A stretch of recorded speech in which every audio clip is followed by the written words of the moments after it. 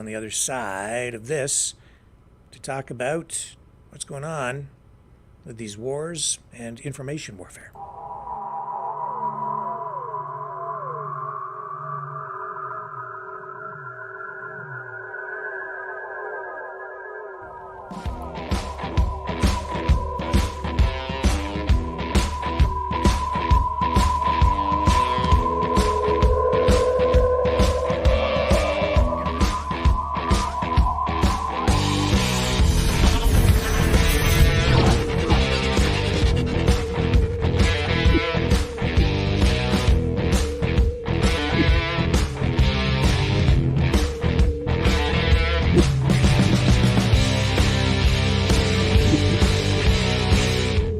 Maverick News.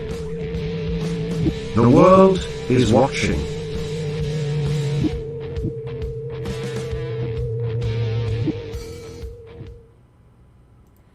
All right, let's bring Joseph in. Hello, sir. Welcome back.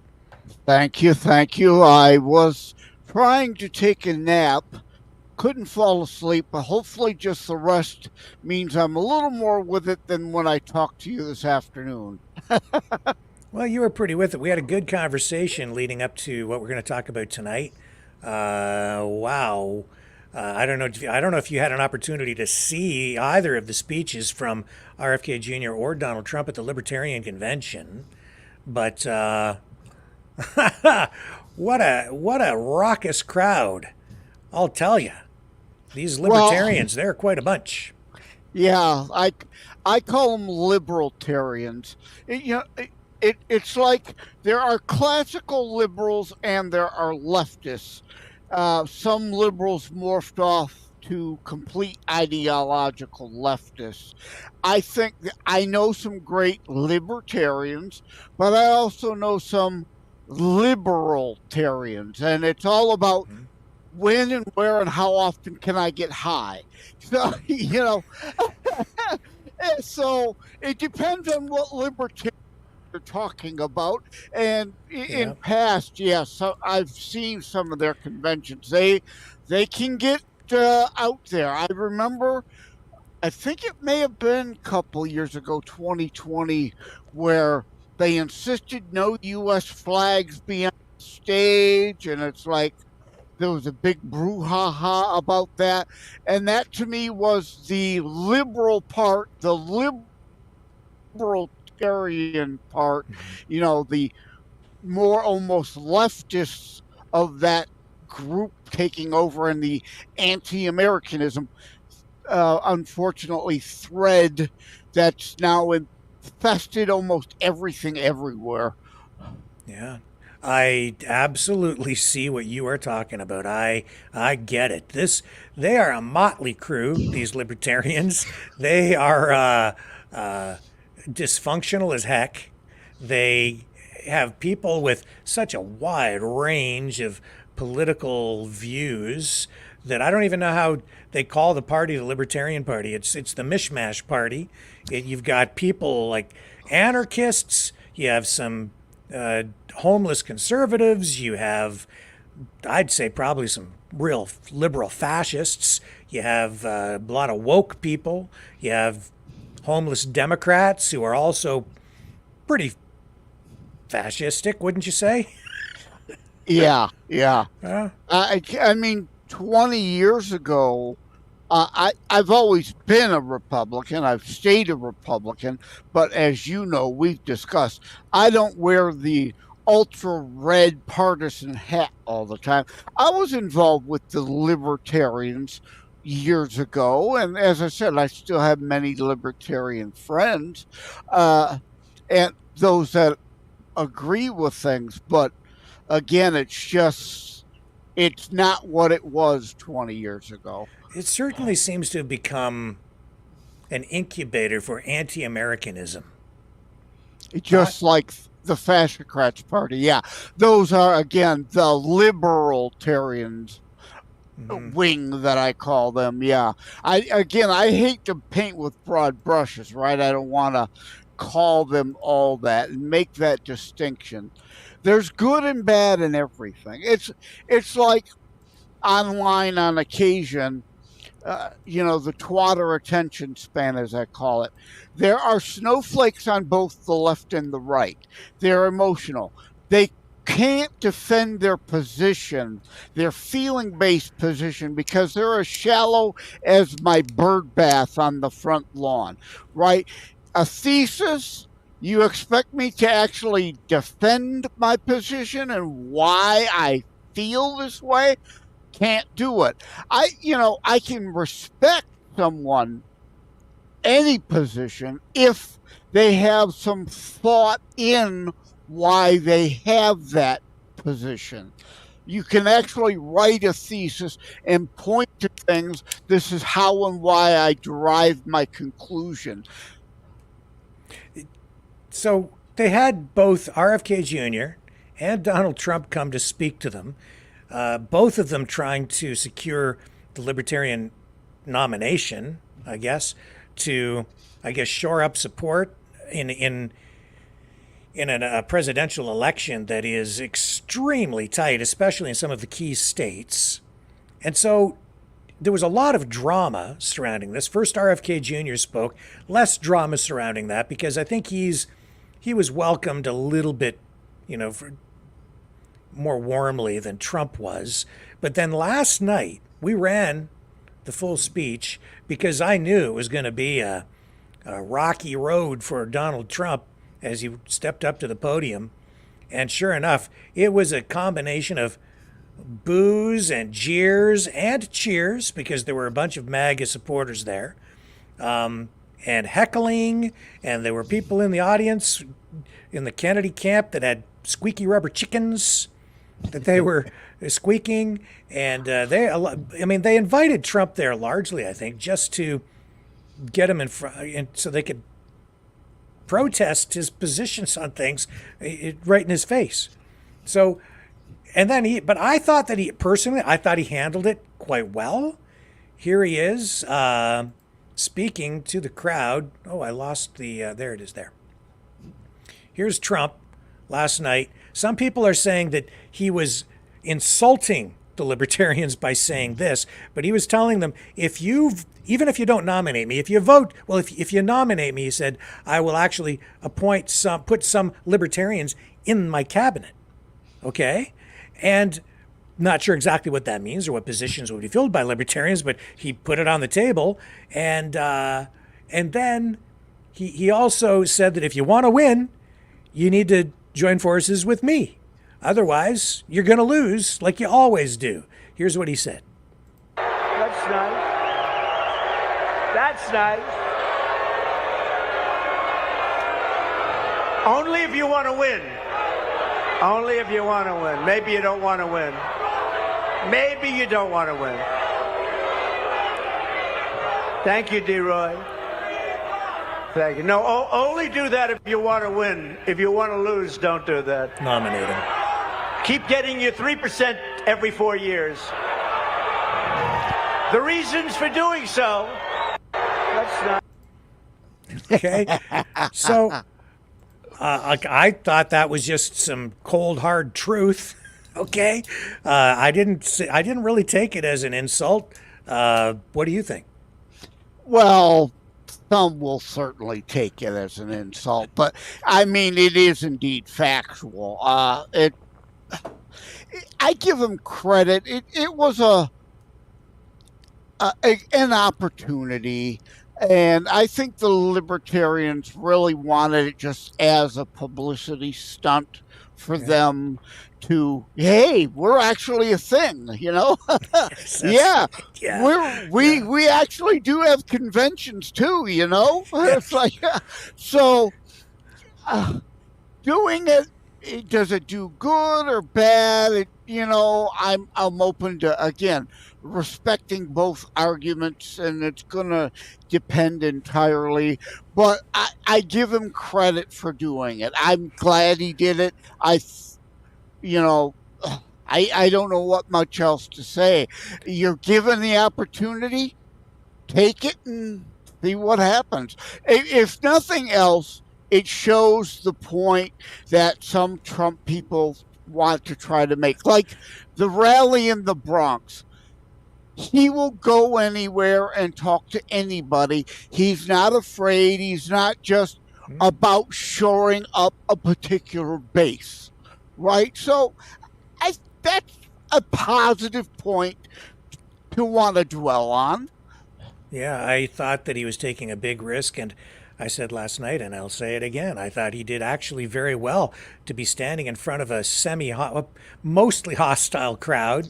I thought that he handled it with finesse, skill. I was thinking just prior to the speech, they might piss him off, and he might get angry or something at the podium, right? He might tell them all to go F themselves or something, like knowing what Trump's like.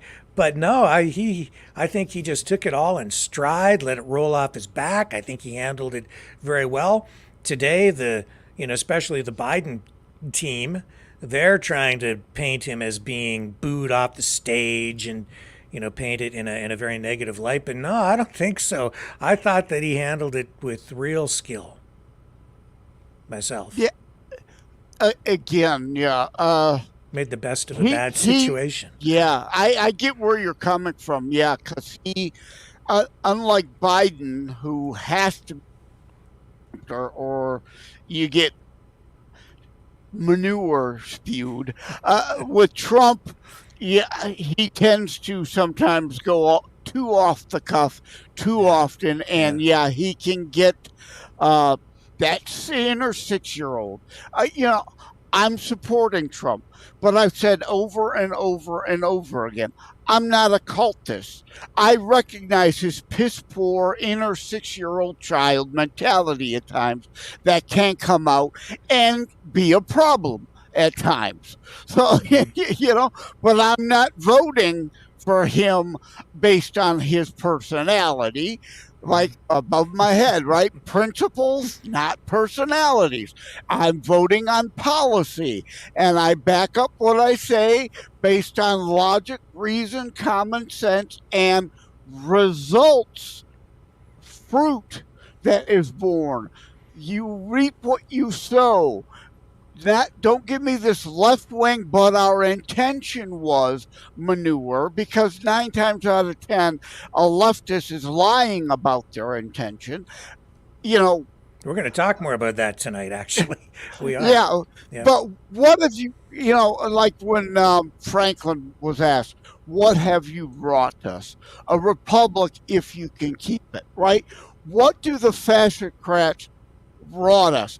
They sow rotten shit, and they try to get us to eat the rotten fruit from them shit seeds all the time.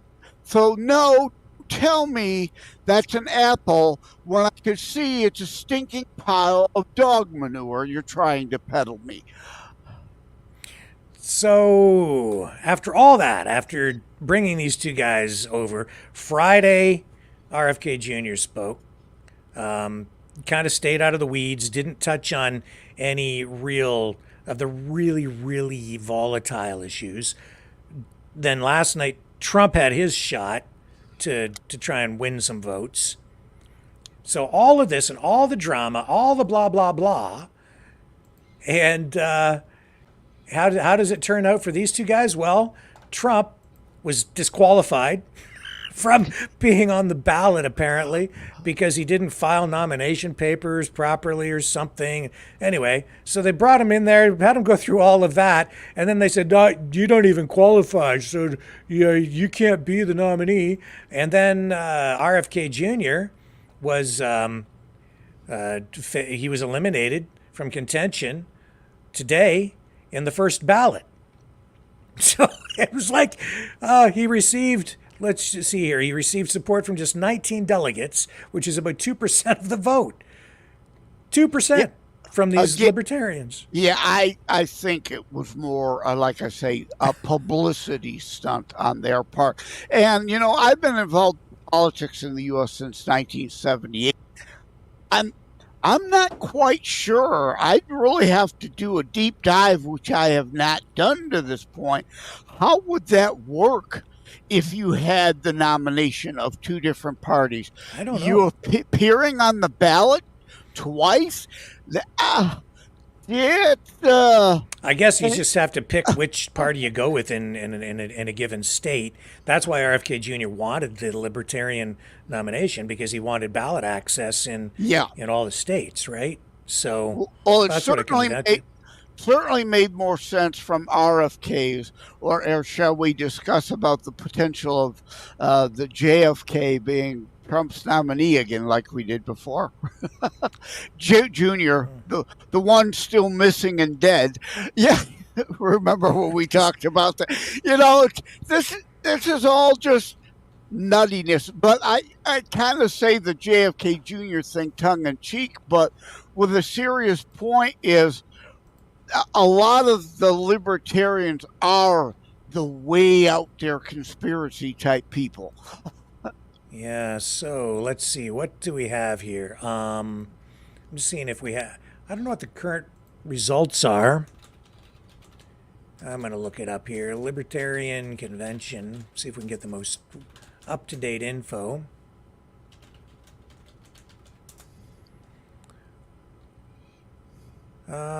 Still just, here we go. Here's the most up-to-date info.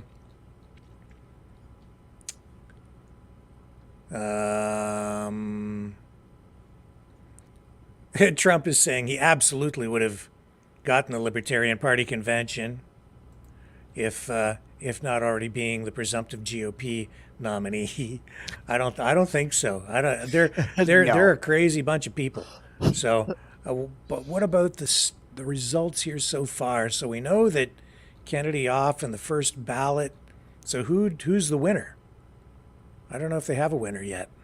Joe Jorgensen or Juggeson or whomever that was the last time. Who was the nominee for so many years after years after years in a row? I don't even remember now. And I remember for a while they tried to do a ex-Democrat, ex-Republican unity ticket type thing a few times. That flopped. It didn't go anywhere either. Which is why they needed the publicity stunt. I don't know. I'm not seeing the most up-to-date info. But I mean, here.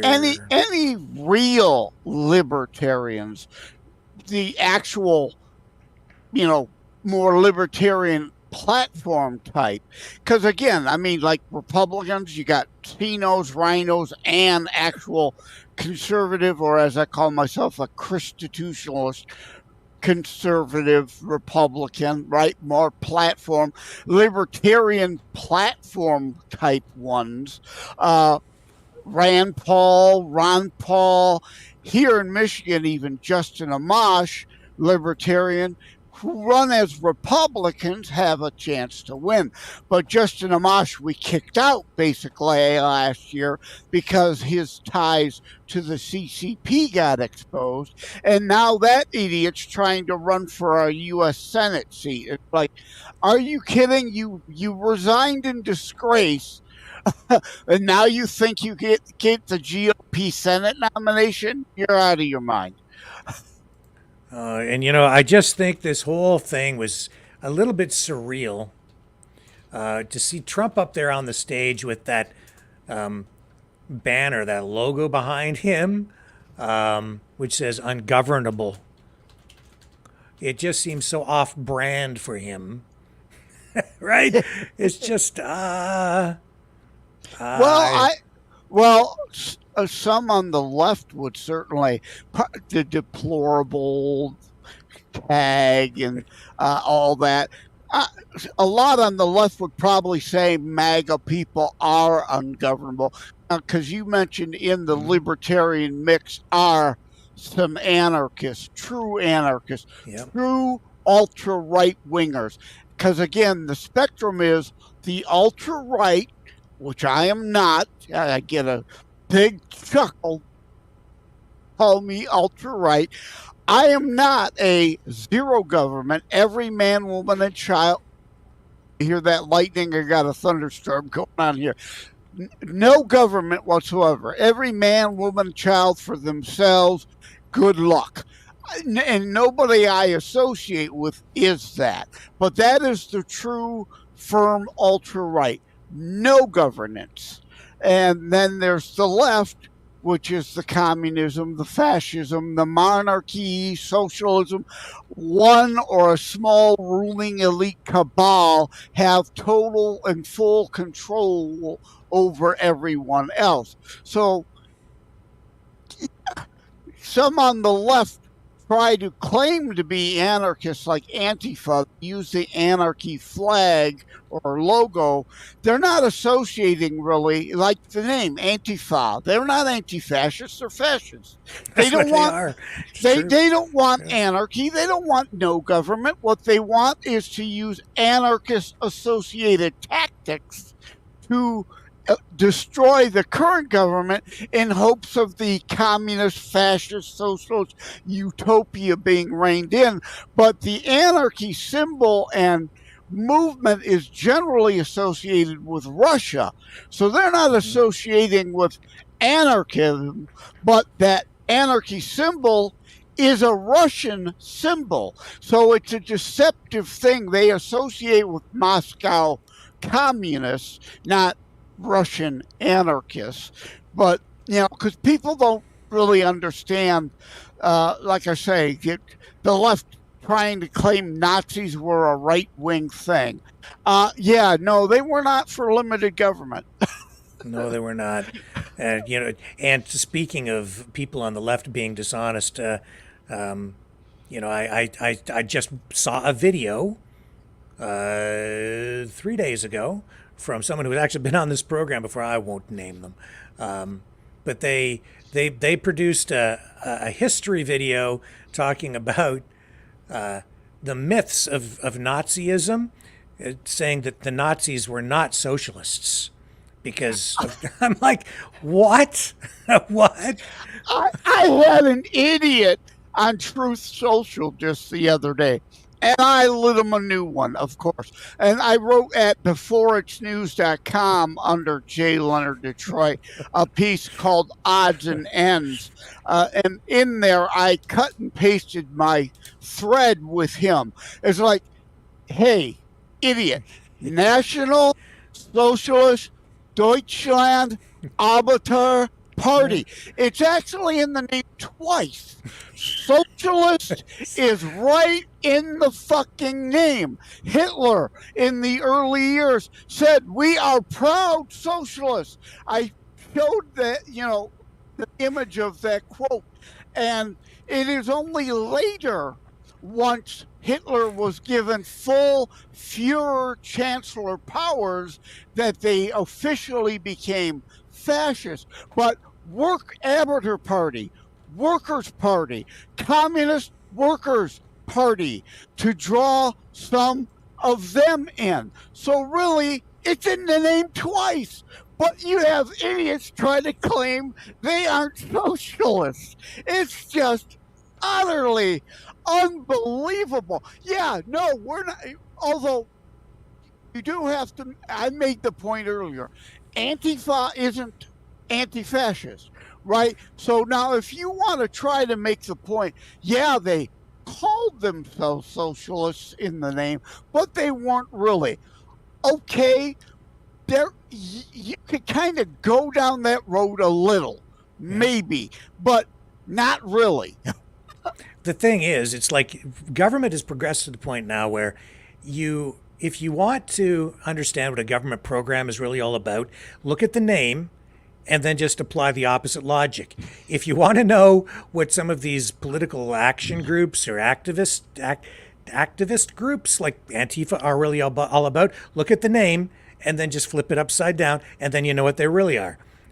If you want to know what the truth is when it comes to information that they're sharing online through information campaigns, propaganda, just listen to what they say and then flip it upside down, and that'll be the truth, because they're freaking lying to you. Yeah, is what it comes down to. Yeah, let's throw out the Hitler and the Nazi thing. All right, look at Franco in Spain. Look at El Duce Mussolini in Italy. El Duce black shirts. So remove the Hitlerian brown shirts. Let's use Mussolini and the black shirts as example of fascists. And Antifa is an exact image of El Duce black shirts doing the same things, saying the same things. So this notion that they are actually anti-fascist, what bothers me the most is that there are so many morons that just don't know anything. They don't know. They don't want to know. They don't care that they don't know. They just want their delusional bubble that keep falling for this crap. I mean, it's Joseph Goebbels style stuff, which the Nazis got from the Wilson administration in the U.S. regarding propagandizing and tell a lie. And if you're telling a lie, tell a big one and keep repeating it. Sometimes hang it off a grain of truth so that more and more dumb people will eventually accept it. Well, there's a ton of that kind of information out there, and we're going to actually show you some of that tonight. Dragon will be joining us in about 5 minutes' time to talk about who's really behind these pro-Palestine campus protests and encampments. He's been digging into that, so he has some information to share with us in that regard, and this is going to tie right into everything we've just been talking about. Wow, it really is upside down world, and I don't like what I'm seeing. It bothers me a great deal. But before we get into that, I did want to, you mentioned that you have a storm rolling through there. And that's a nice segue into what I wanted to just update people on is this big storm with tornadoes that ripped through Texas overnight. And Oklahoma, Texas and Oklahoma. Yeah. So let me get you the most up-to-date info on that. I have some video here too that we can share with people. Computer's slowing down a bit here. If you didn't hear crack of thunder, I'm amazed. The microphone is even better than I thought it was. Cutting out background. Yeah, it is cutting in. But there was a big blast. It is storm season. So let me see if I can... Here we go. Here's the storm footage.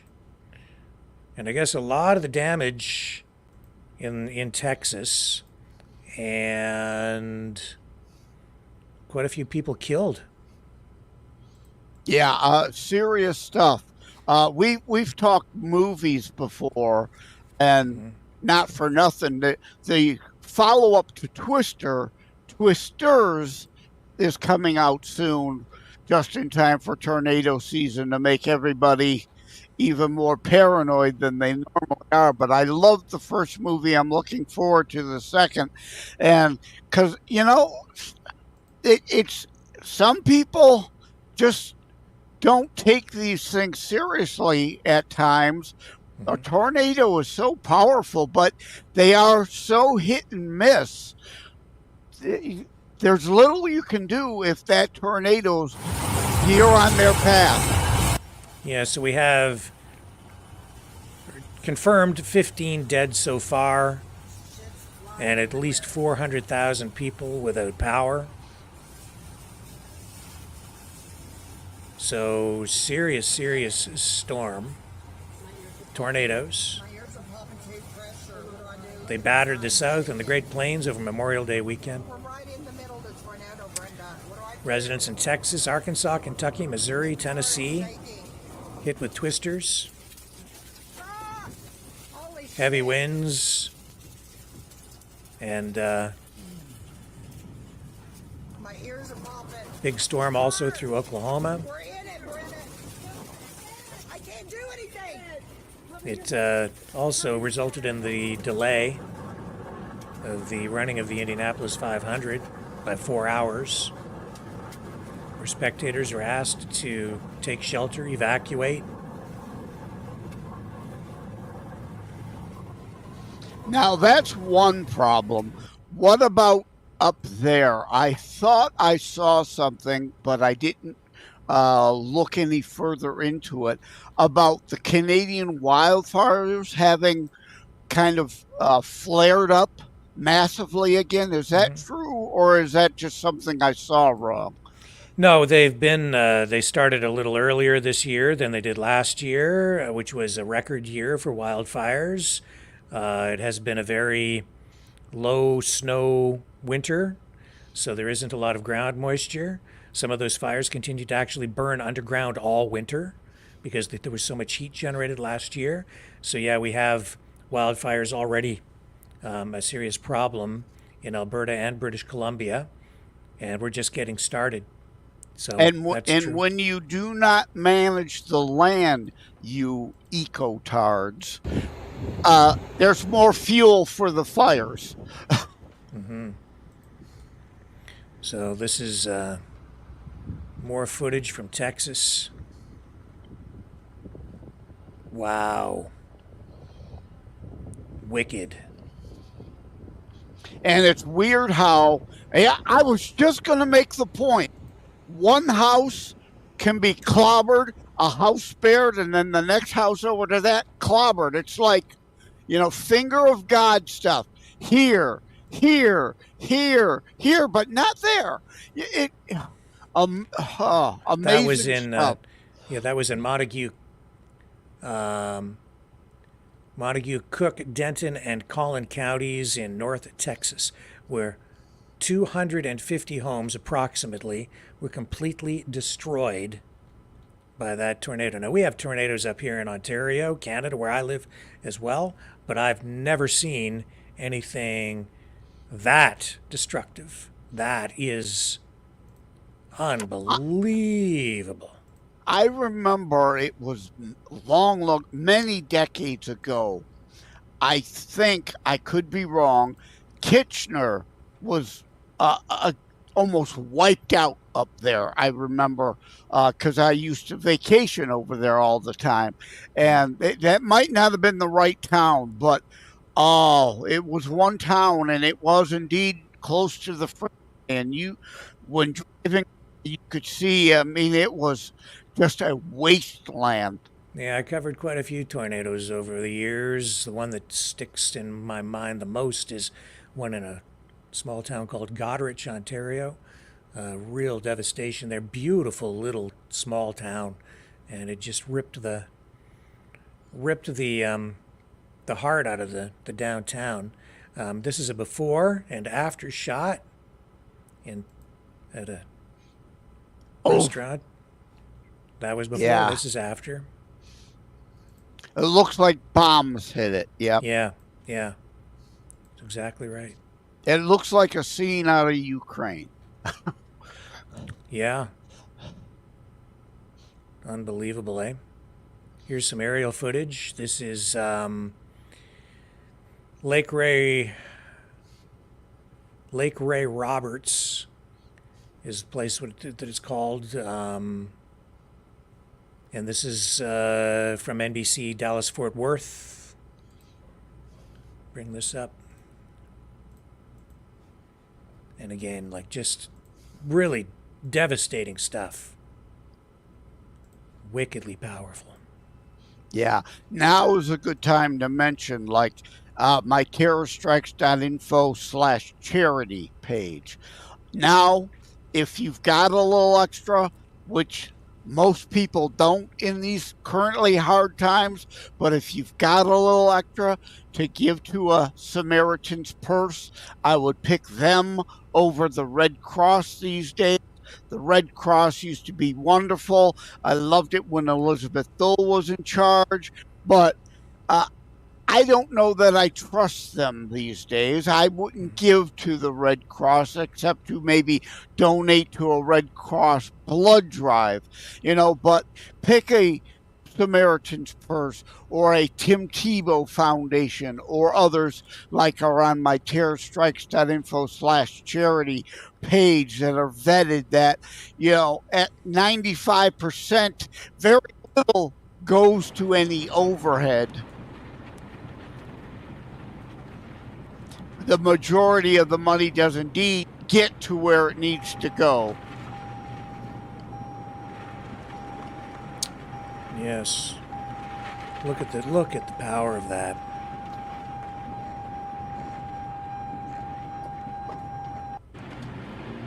Oh man. That's scary. That's too close for comfort, man. And it's a good reminder for people who need some humility that we are just but little specks on this planet. Compared to that kind of force, no, we do not have that kind of ability to completely reshape this planet through our tailpipe emissions. Because again, it's been warmer in the past. Remember, why is Greenland called Greenland?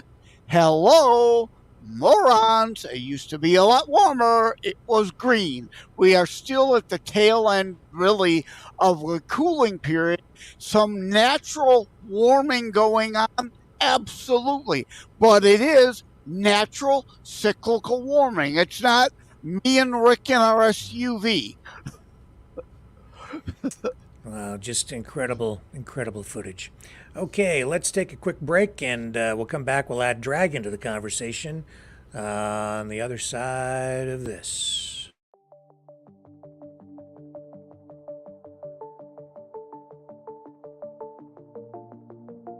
Greetings, brave Mavericks. Our quest for truth continues. We go beyond fake news. Together we expose propaganda. Together we pull others out of rabbit holes. We are maverick thinkers. We are all unique individuals, defenders of individual rights and freedoms, credible, trusted, grounded in reality. Maverick News, Maverick News. Defending free speech, free speech. Donate at freedomreporters.com. Do it now. Tomorrow may be too late. Maverick News. The world is watching.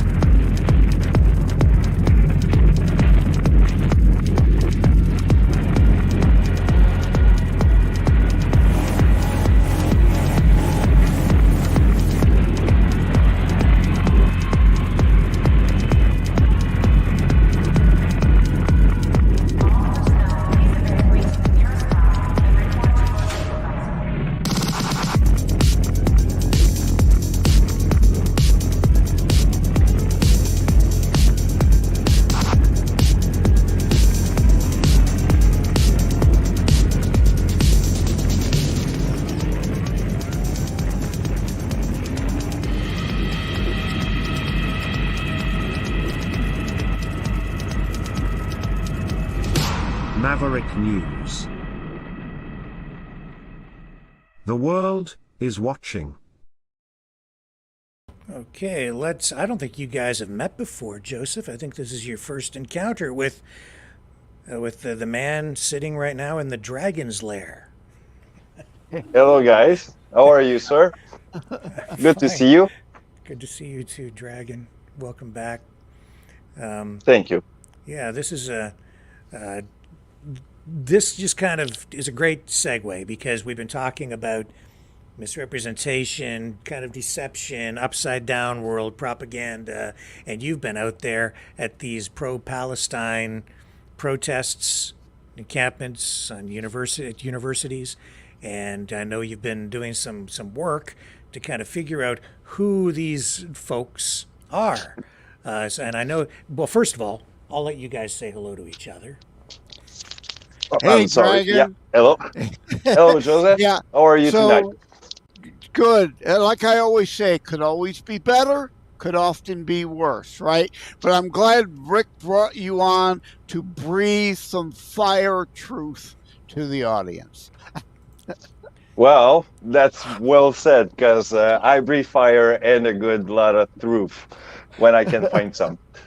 Uh, well, I was at McGill and also UCAM, as you know, and I brought actually some brochure from UCAM, and this And is what I just so found. people know what UCAM is, because you're in Montreal, and a lot of people are watching in the United States. Probably half our audience is U.S. based. So, can you explain what these universities are? Yeah, the UCAM actually is the University of Quebec in Montreal. So, as you know, Quebec has one university that has kind of popped up everywhere, like McGill also. So we have one in Montreal, and there's a campment of the Palestinian around there.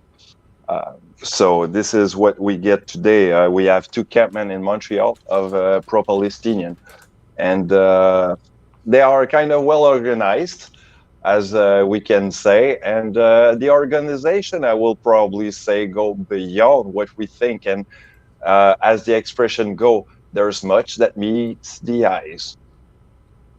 So, you didn't have to dig very deep to find out who's sort of involved in these protests, because they had tables set up, they were handing out pamphlets.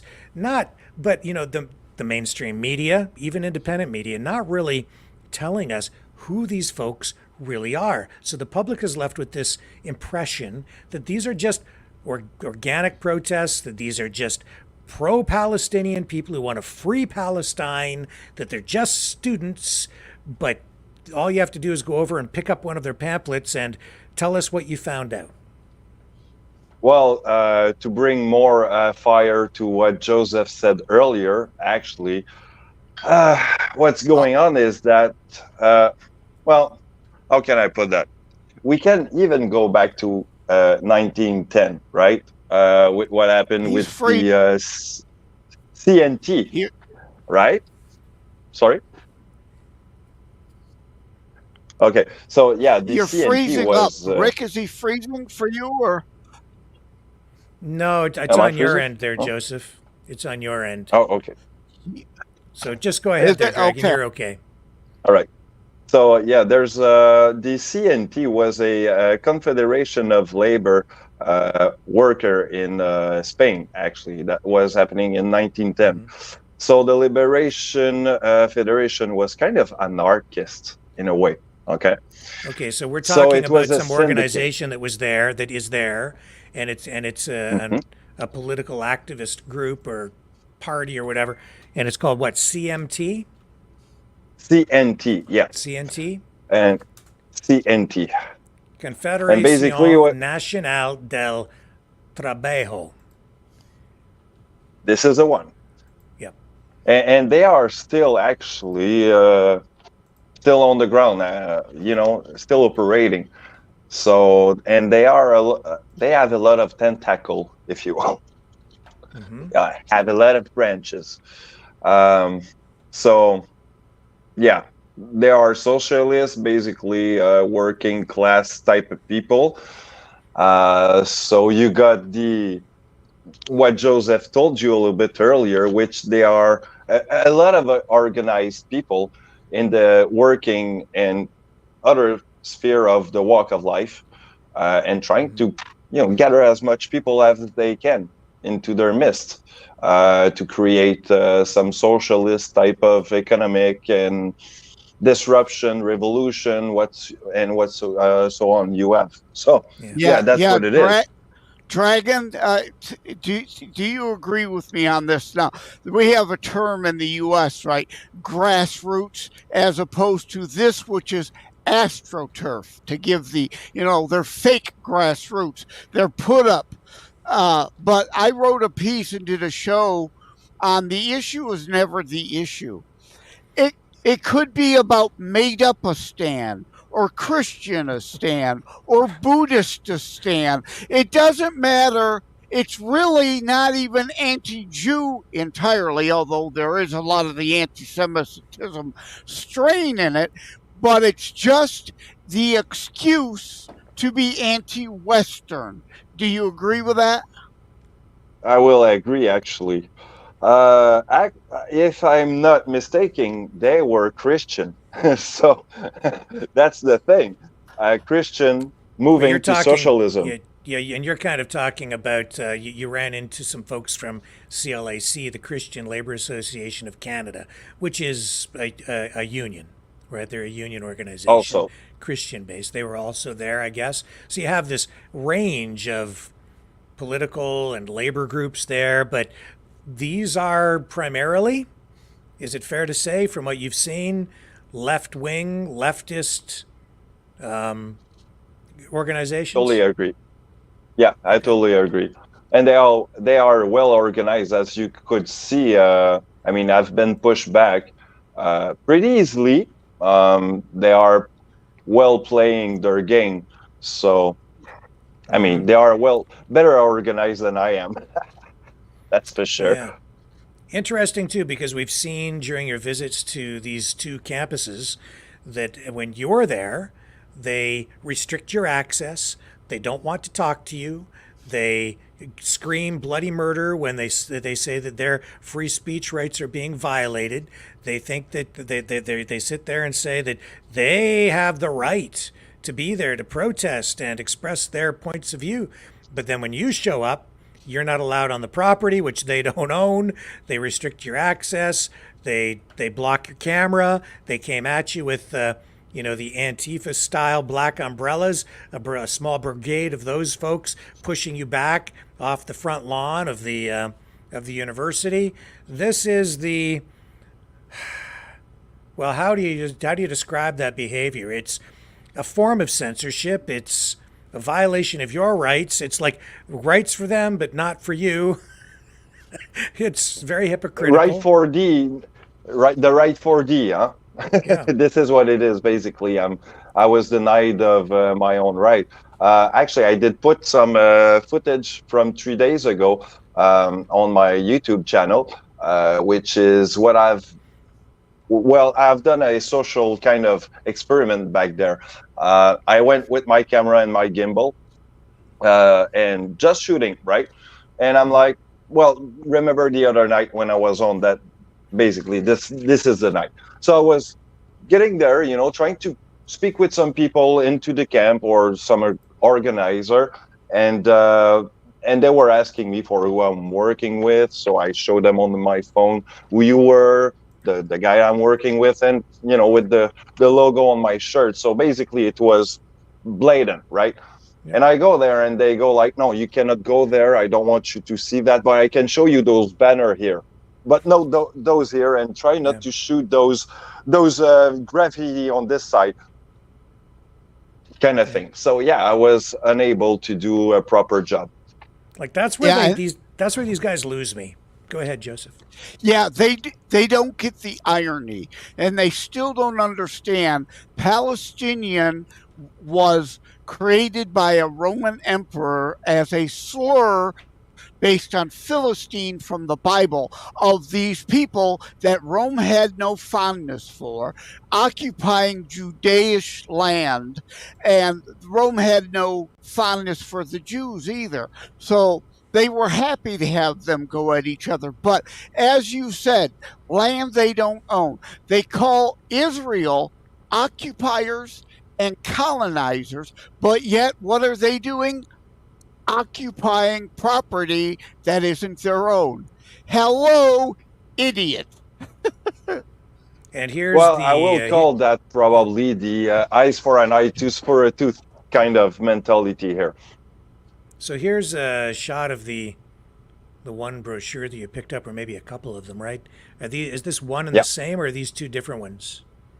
No, this is the one. This is the only brochure that I give you a few snapshot of it. Okay. It's all from the same. So it says on autonomous zones, the 2012 student strike in, I don't can't read that. Oh, Spanish I got it here. Revolution. Yeah. Where, and they're talking about what Yeah, it's revolution looks suspicious. like. Yeah, Yeah, they're basically giving. Well, this brochure, okay, from the part that I've read, and I actually read it all all of it. But the thing is that, from what I get, it's basically a notebook, if you will, of how to do a revolution. That's basically it. We're so peaceful. We don't want to overthrow the government or anything. We just want to have a revolution. Yeah. And like I said earlier, they're using the anarchist tactics and the anarchist terms, but that's not really what they're about. Again, as you said, Dragon, right? Rules for thee, but not for me. We want full-on left-wing fascist government. We want anarchism for ourselves. No rules apply to us, but our rules apply to you. That's not true anarchism. That's fascism, communism, socialism, whatever. Exactly. This is what it is. I've been saying from the very beginning. I said we're under attack. If you don't recognize what this is, we are under attack. That's what these protests are. The protests in the streets, these protests on campus. This is a form. It is a form of warfare. This is what it is. Like it or not. Well, Alexa Lavoie actually did a good point by bringing the other day two ladies, actually was Jewish, and they were, saying the same thing, actually. So it's terrorism. Let's call it what it is. It's attempted terrorism. Antifa, the black-line Marxists, it's all about pressuring, coercion. I got a meme I share a lot. Democrat Party promoting violence for 200 years, right? All the way back to Trail of Tears, the concentration camps under FDR, everything bad that the left claims why America isn't great. Guess what? Happened under you moron Democrats. Slavery, segregation, Jim Crow laws, all those things that claim America isn't good. You did it. And also, there's also part of it that goes from beyond with the BLM. Yeah. So rioting, burning, looting. It's all, again, terrorism to try to get you to conform. There's the word I was looking for. It's all about coercion and getting you to conform, getting you to cower in the corner and surrender. And every bit of ground you surrender may be ground you never get back. You cannot be silent. This silence is violence. And no, your silence is complicity, and you are a useful idiot to these Marxist, Islamo-fascist supporting people. And the issue was never the issue. Again, it could be made up a stand full of pink polka-dotted purple people. Any excuse to blame Western culture. There's real truth in what you're saying, Joseph. There's absolute real truth in it. Because here in Montreal, they are chanting about the decolonization, which is basically because we have colonized other countries. So voila, you got it right there. That's human nature. It's happened from the beginning of time, like the idiot lefts in the United States. It's all stolen Native American land. Hey, idiots. The Native Americans warred amongst themselves forever before we got here, stealing each other's lands also. They did it too. So trying to claim they're some pure virtuous peoples is nonsense. Again, Trail of Tears. Ring a bell? That was a Democrat president. So if you want to talk about abuse of Native Americans, I'm happy to go there. Did it happen? Absolutely. Should we try to make amends to some degree for it? Absolutely. But only if you're willing to have the honest discussion how and why it happened. And again, it's human nature. Always will be. Another dominant force taking over things of others throughout all the time. Well, it's not really about having an honest, open discussion about these issues these days. It's about political correctness. It's about cancel culture. If you dare to speak about certain things, they will cancel you. They'll attack you. They'll make sure that you can't work. Right? They'll find ways to try to destroy you. Dragon, what are these other pages here? I don't know if I have them up in the right order or anything here for you, but is this stuff you need to make reference to tonight? Or is this? Yeah, those were kind of references that I would have hoped that they were big enough for the people to look at real quick. But yeah, there's a lot of reference here about the Black Lives Matter or what happened back in the days since 1910, actually, because see right it there, goes it says beyond that. you have this circled. It says revolution call on page 2. Can you find that and read that to us? What does that say? Yeah, I can find that. Actually, it's okay. The first page says anarchism. An anarchist is someone who has anarchist goal and use anarchist tactics. So, all that we know. These goals are free society without hierarchy. The tactics are combative, direct action, and solidarity aimed toward revolution and autonomy to each member of our struggle.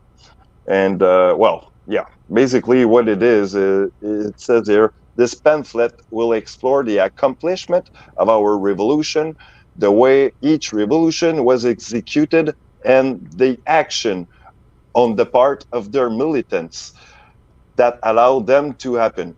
The conclusion provide lesson from these studies for the people looking to organize a revolution in areas like so-called Montreal. And what does it say there on the bottom of? Yeah, on the bottom of page 2, it's the final page synthesize the lesson for the movements, individual illustration are provide for how a revolution could unfold in Montreal. So basically, nice. what I have circled on is Great. a revolution call. So that's my analysis from the first page. I would agree with the use of anarchist tactics part. It is total fantasy that they have actual anarchist goals. Like in the U.S., David Horowitz has a book, Barack Obama's Rules for Revolution, the Alinsky Model. Would anyone associate Barack Obama as a not small, but a no government guy, wanting no government and every man, woman, and child for themselves? Yeah, it's all a ruse. They want to just undermine the current government with anarchist tactics and a goal towards full tyranny. Destabilize everything. Rip it And apart, do you burn know, it to the ground. I found a little something, and I got to dig into that, but you know who's kind of behind their money making, I think? USAID. Which is, but I got to find out that, but it's probable. So, I mean, don't quote me on that. It's still on the. Well, it wouldn't surprise me with all the communist, fascist infiltration of our deep state here in the United States. I mean, look at all those organizations, indeed, funding our own demise because, again, they want. And again, this isn't the 30s. There is no real But difference. I can be wrong. Yeah, there is no That's difference. the thing. I can be wrong, but. Yeah, there is no difference I got between to communists, fascists, and socialists anymore. It's just a different color banner. Now, the brochure you shared, that's just one group. There are a bunch of groups involved in these things. From what I've seen, they are primarily, almost exclusively, on the left of the political spectrum, and that includes the fascists. Okay, it includes them, and a lot of this legwork has already been done for us. There have been many reports out in the public now exploring who is actually behind these protests, who's funding them. Here's just one article from Politico talking about this exact thing, and people will be surprised, I think, at some of the information that's out there that we're sharing with you here now. Pro-Palestinian protesters are backed by a surprising source, Biden's biggest donors. That's not surprising to me. No surprise to me. Now I'm asking myself, did I point out a little scratch on the scab somewhere? The donors include some of the biggest names in Democratic circles: Soros, Rockefeller, and Pritzker, according to a Politico analysis. And it wouldn't surprise me if Gates was in there also. You know, and it's like, but they'll flip that around and, make it look like it's the other way around, right? That's what they always do. They accuse you of what they are doing, and it is upside down world, and they've been very effective at it. Says several other groups involved in pro-Palestinian protests are backed by a foundation funded by Susan and Nick Pritzker, heir to the Hyatt hotel empire, and supporters of Biden and numerous Democratic campaigns, including $6,600 to the Biden Victory Fund a few months ago and more than $300,000 during the 2020 campaign. I hear a lot of talk about AIPAC, and the Jews, and it's like, but, this stuff here, man, go to Qatar, look at how the people running Hamas, the Hamas leaders are living a life of luxury. The money is flowing, folks, and all you have to do is just spend 2 minutes, do a little search. You'll start to find the truth. Like all the aid going into Gaza being intercepted, 90% of it at least, by Hamas for Hamas's purposes. They don't care if the Gazans starve. They don't care if the Gazans get blown up. In fact, of course, as terrorists often do, they are using them as human shields. They purposely build their headquarters in a hospital. They purposely put their tunnels under public schools. And look, this investigation, it says here, the Tides Foundation, funded by the Pritzkers, has also supported the Adala Justice Project, which has also been part of protests at Columbia University, which was the flashpoint for a lot of this. The group wrote on X, formerly Twitter, that universities are hedge funds deeply embedded with weapons manufacturers. Tides also supports Palestine Legal, a legal defense fund that offers legal assistance to students mobilizing against genocide. In other words, when you get arrested for misbehaving, they'll come and provide the legal support that you need as you wind your way through court. So that's what they're there for. And, I'll say this too, Joseph. It strikes me that these protesters demanding that the universities pull all funding from weapons manufacturers, like, what do they want? They want the United States to disarm. And imagine what would happen to the United States if suddenly we were to disarm. And I've been saying for a long time that these protests in the streets and the information warfare that we're seeing over here too is designed to undermine public support for military spending, for support of Israel, funding for weapons, funding for Ukraine, because if you can undermine public support for it, undermine confidence in the government itself, if you can cut off the funding, you can win the war without dropping bombs or firing shots. It's a different kind of warfare. This is a form of fifth generation warfare. And a lot of this is designed to cut off funding. They want these protesters, who are anarchists, far left, liberal fascists, anti-American, anti-West, anti-capitalist because they are communists. They want the funding pulled from the military companies. They don't want us they want us defenseless because they want to tear it down. Yeah, and part of this, too, is you'll hear them talking BDS, right? BDS, divest from Israel. Right. And did you notice it's also an irony and kind of funny that in the United States, some of the universities are finally cracking down. And what brought it on? All the BDS talk. The college campus elites are with you in spirit, but when it comes to their endowments and their investments, which a good amount is in Israel, Israeli companies and interests. Oh no, now we're done. You don't mess with our slush fund. You know, a lot of what I see going on just defies logic, and yet people are being sold this narrative about it's always the fault of the United States, always the fault of Israel. You know, we have to absorb all the blame. Doesn't matter what happens. It's either because we've done it to ourselves or we've allowed someone to do it. And here's a post just from today where people, I guess, in the Tel Aviv area at a beach are running for their lives, and the post says, here, let me bring it up. Says, we have now reached the Israel is allowing itself to be attacked so it can justify continued defense action stage of the debate. It can't be Hamas's fault that these rockets they fired are hitting their intended targets. It's Israel's fault, and it's a great conspiracy.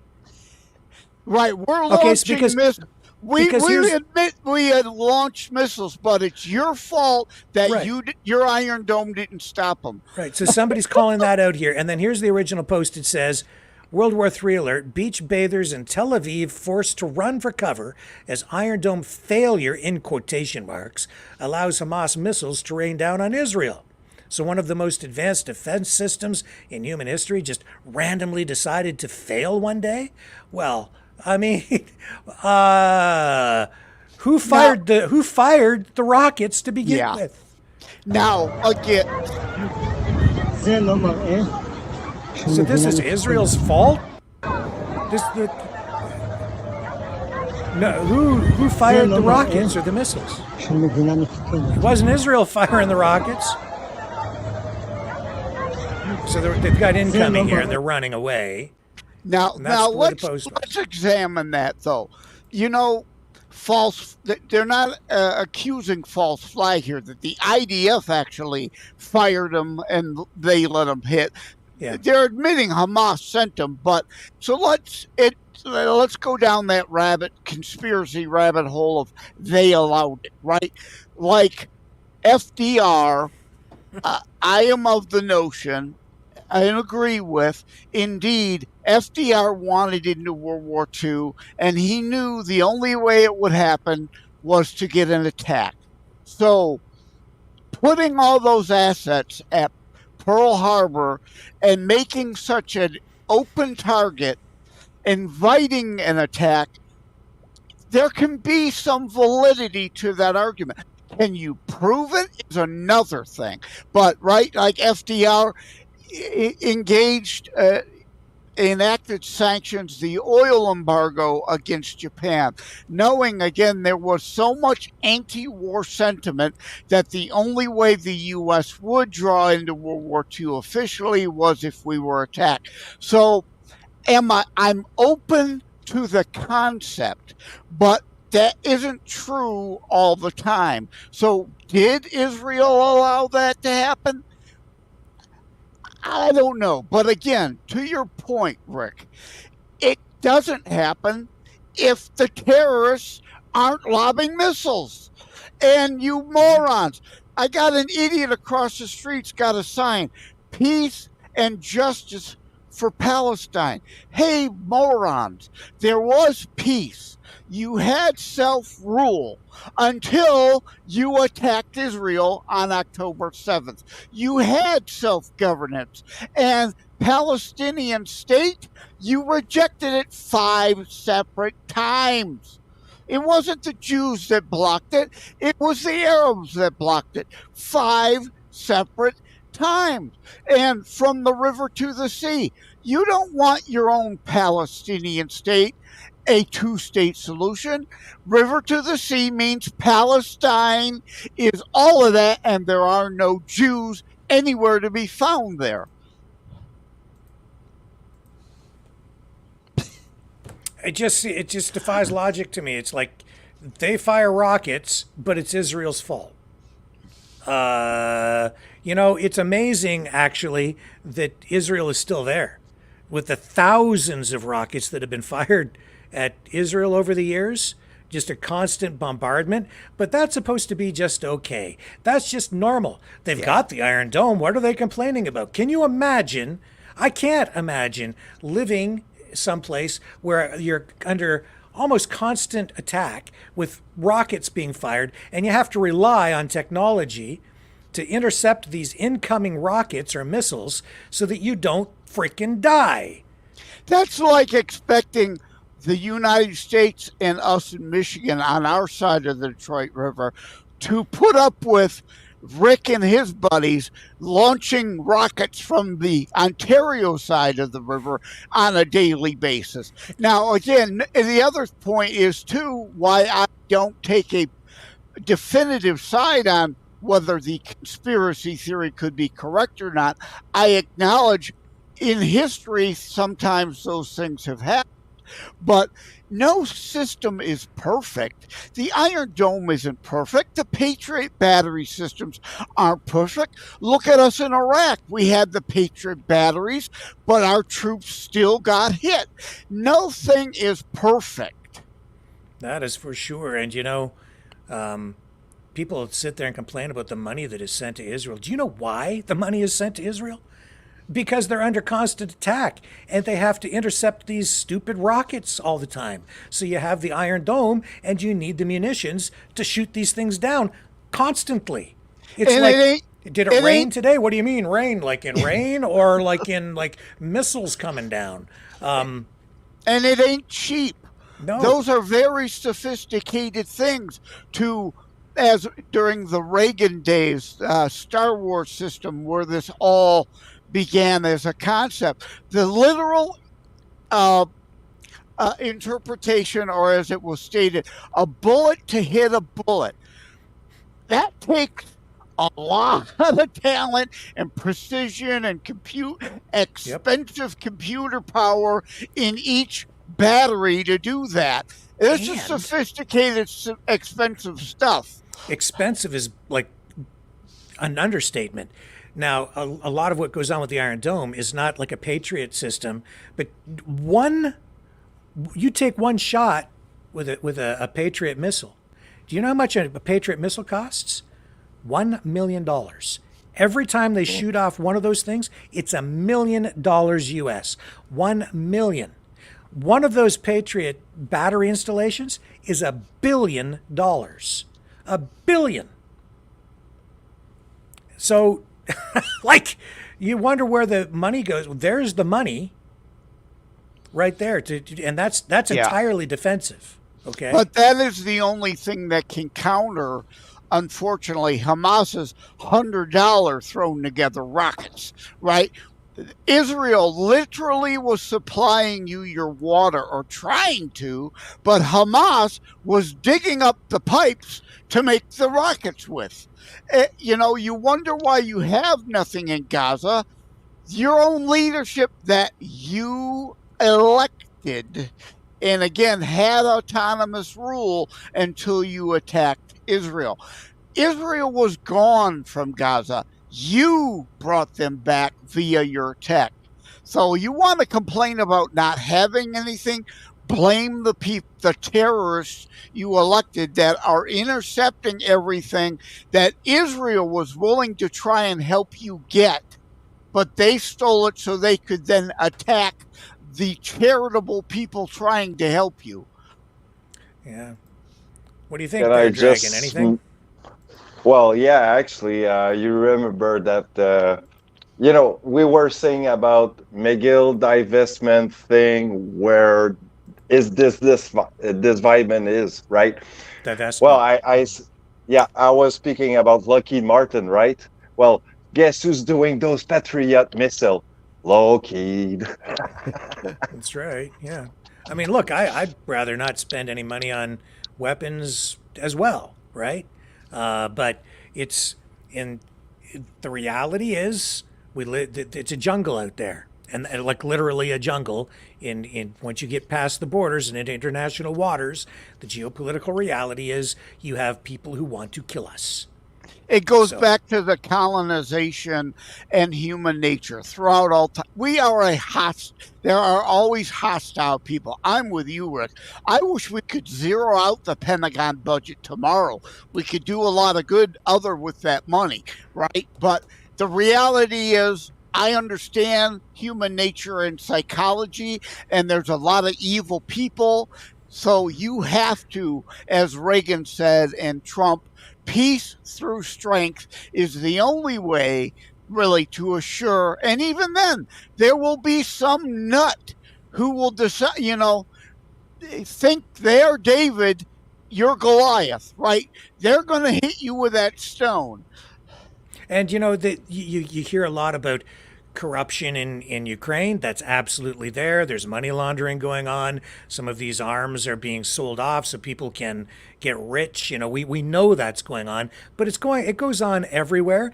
The Russians have their own military industrial complex, and we've seen over the past couple of months arrests take place with military leaders who are now on trial for corruption because they have seen the need to increase their military spending, and as a result, they want to make sure that the money is being spent properly. And so now they have a new head of defense in the Russian administration.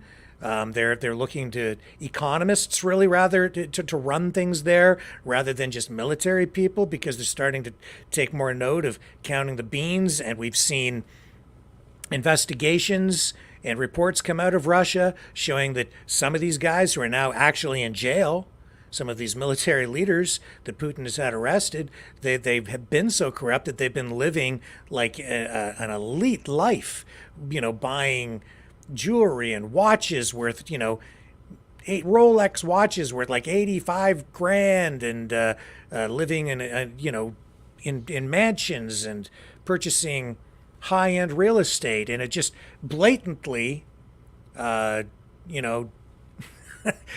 got problems there. We've got problems here. It's not exclusive to the West. No, the corruption is everywhere.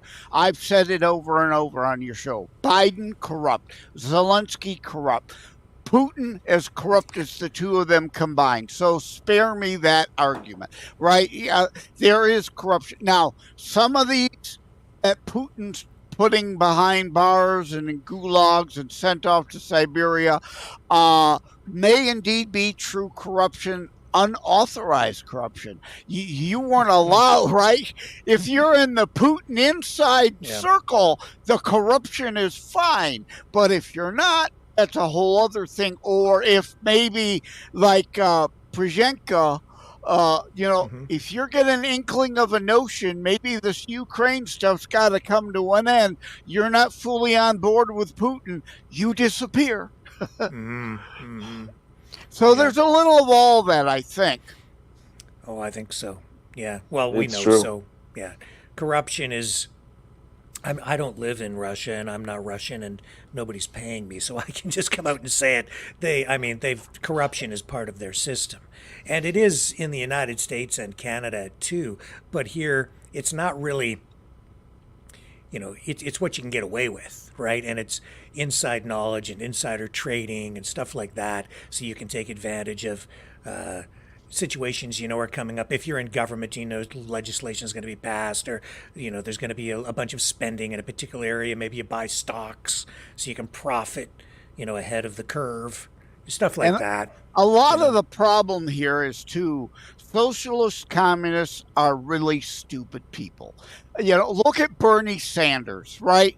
Millionaires and billionaires. He's a multimillionaire. He has 3 mansions. One of them oceanfront property, while they're still talking, the waters are going to erase the coast. But him and Gore and Obama all have oceanfront property.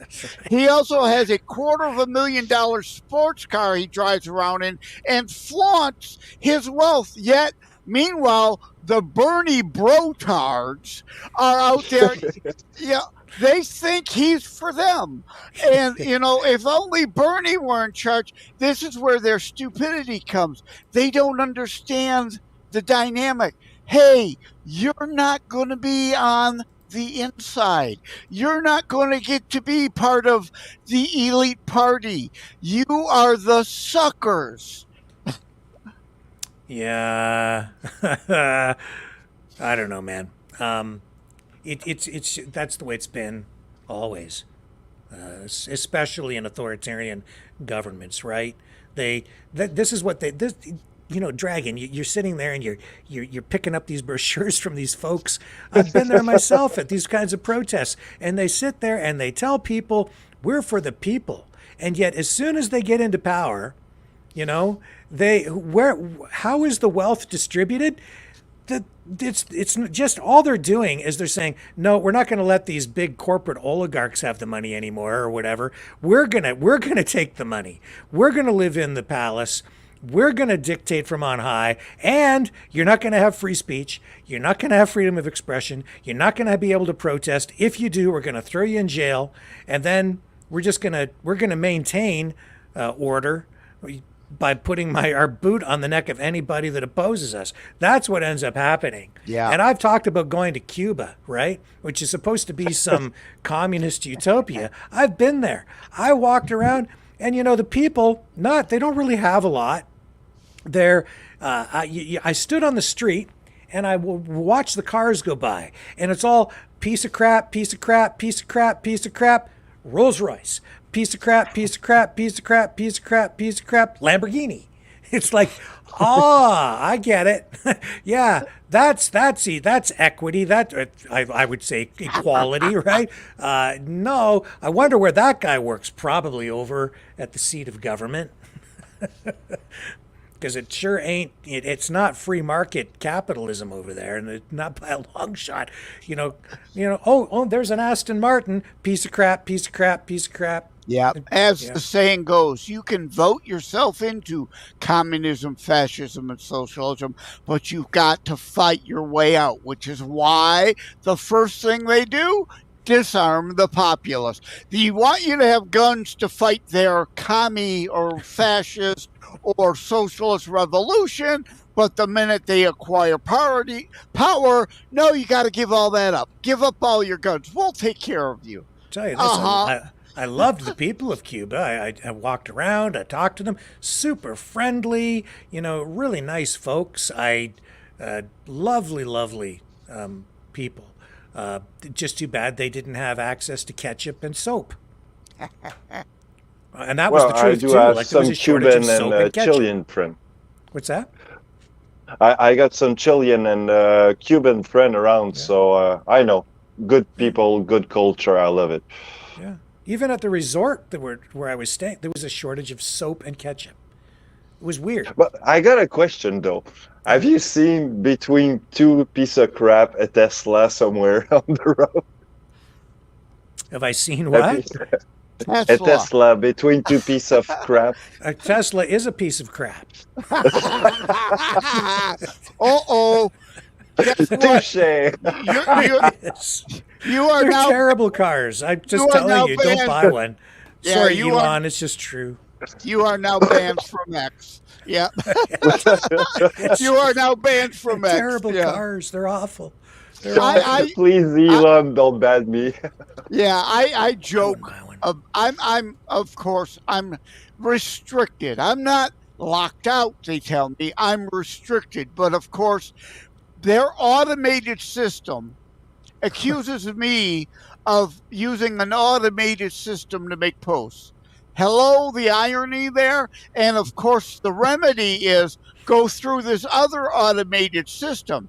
Okay, and at the end of me jumping through all their hoops, it says, okay, we recognize you as human. Click OK to be put back on X. You click that, and what does it say?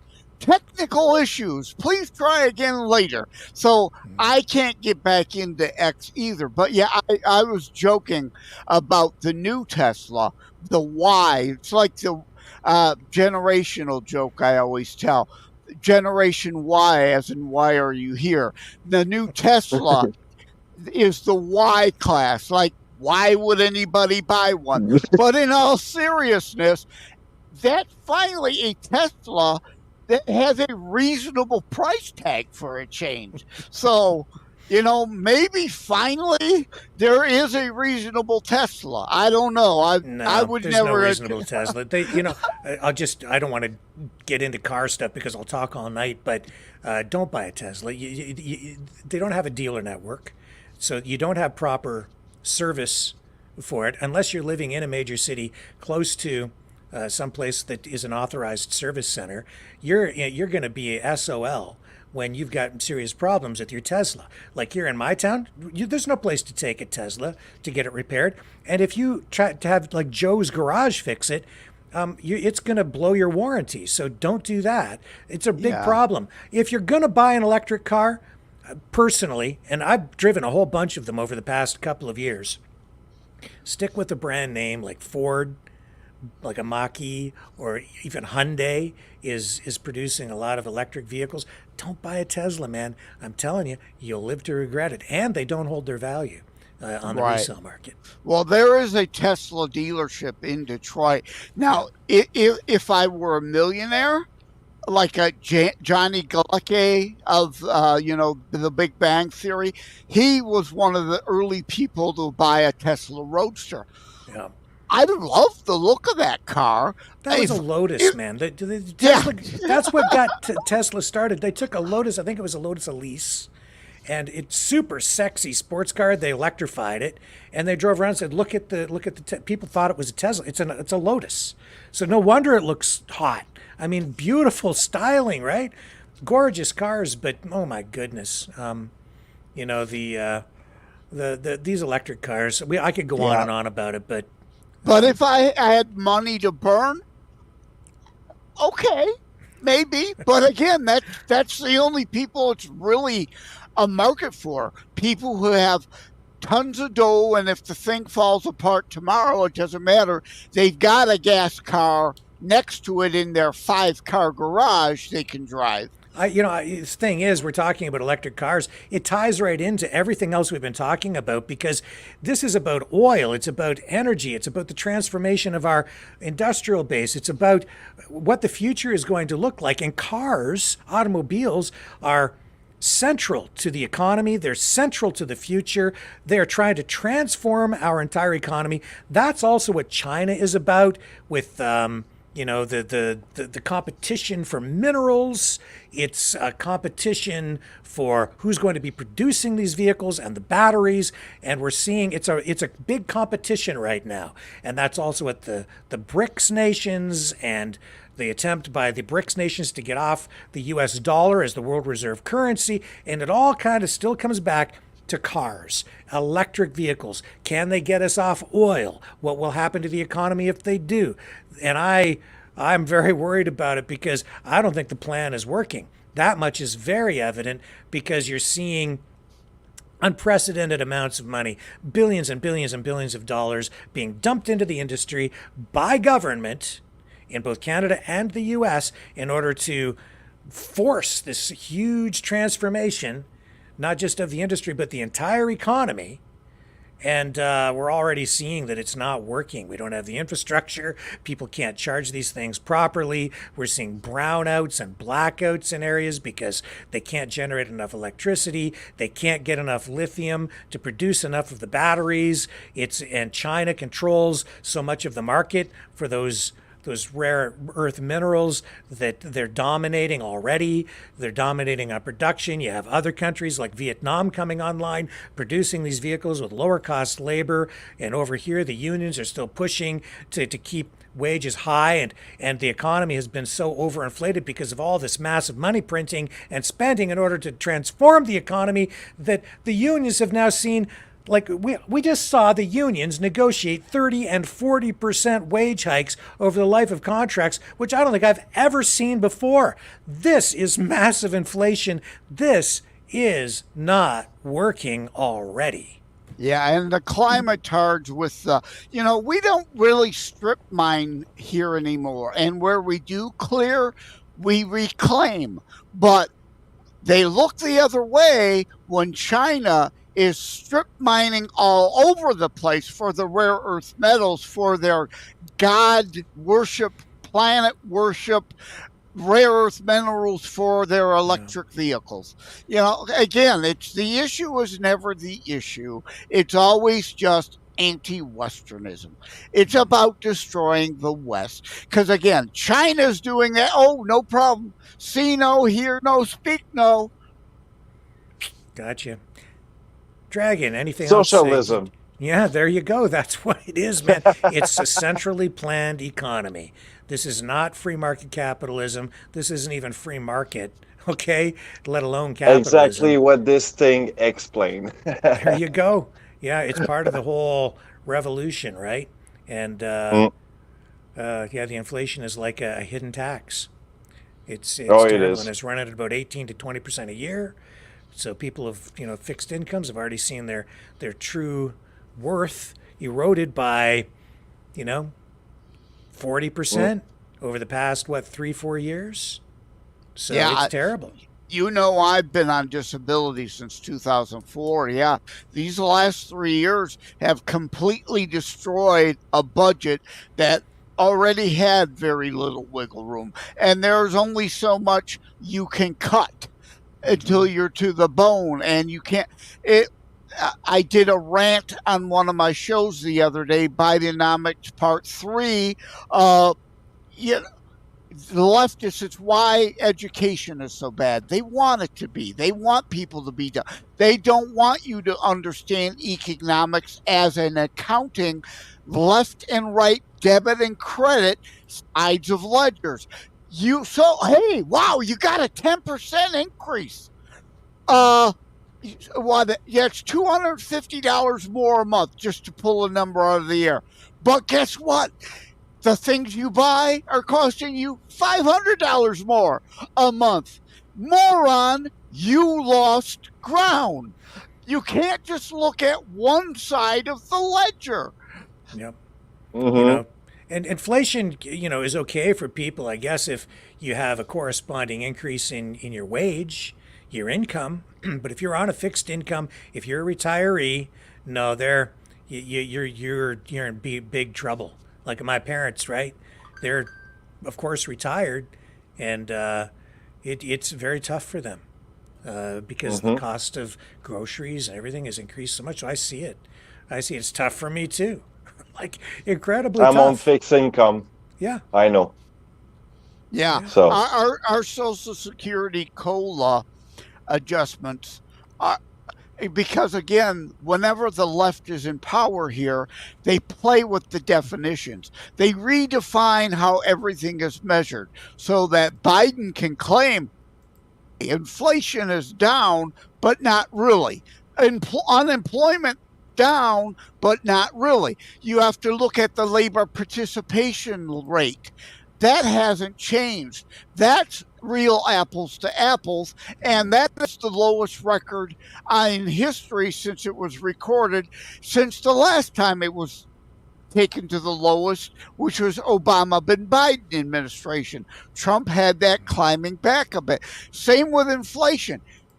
Gasoline isn't factored in. Are you kidding me? Fuel drives you need it to get anything from point A to point B. That's a big driver. So you got to go by the World War II bushel basket index. Hasn't changed in 80 years. And that's where that comes in. Oh, wow. You luckily got a 10% increase. Well, the bushel basket index says inflation really is 20%, not 7%. Yes, and you can go to a website called Shadow Stats. It will show you that the way they calculate inflation today and a lot of other government statistics on the economy, it's not the same as it was, say, back in the 1970s. So you can go to that website to get a truer indication of how where we're at with the economy, where we're at with inflation, because they don't calculate it the same way that they did back then. They're right. changing what goes into that basket of goods and services that they use to calculate the CPI, and they make it look more favorable toward government. So they kind of lie to you that way, right? To sugarcoat it. Lies, damn lies, and statistics. Yeah. Exactly my point. They redefine the way it's measured to make themselves not look as bad as they are. And, and the other thing is cost of living is different from New York and San Francisco as it is in Montana and Louisiana. Right now, New Orleans, cost of living is high. The rest of Louisiana, it's pretty low. So it all depends, of course, too, on where you live. Mm-hmm. Now, speaking of lies, and more lies, it's hard to tell what the truth is, especially on X and Twitter, which I would say has become an information cesspool, honestly. Some truth in there and a whole lot of lying, and artificial intelligence generated propaganda, and it's just a cesspool of everything.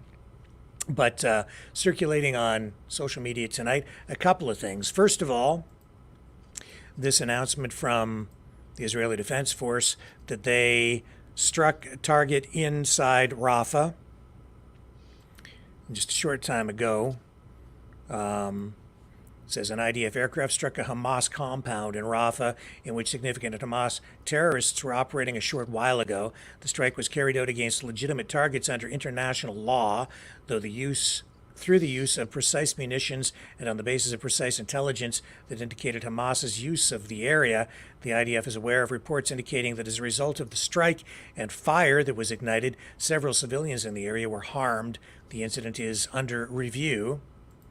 So there's that from them, and then we're seeing, of course, the other side of this is saying that basically Israel is guilty of striking civilians. So, in other words, a couple of the human shields Hamas was using did indeed become collateral damage. That is not at all a shock or surprise to me. Now, I mean, look at Dresden. We don't carpet bomb. I mean, if Israel really wanted to, they could carpet bomb all of Gaza. You elected the Hamas terrorists who then attacked a sovereign nation.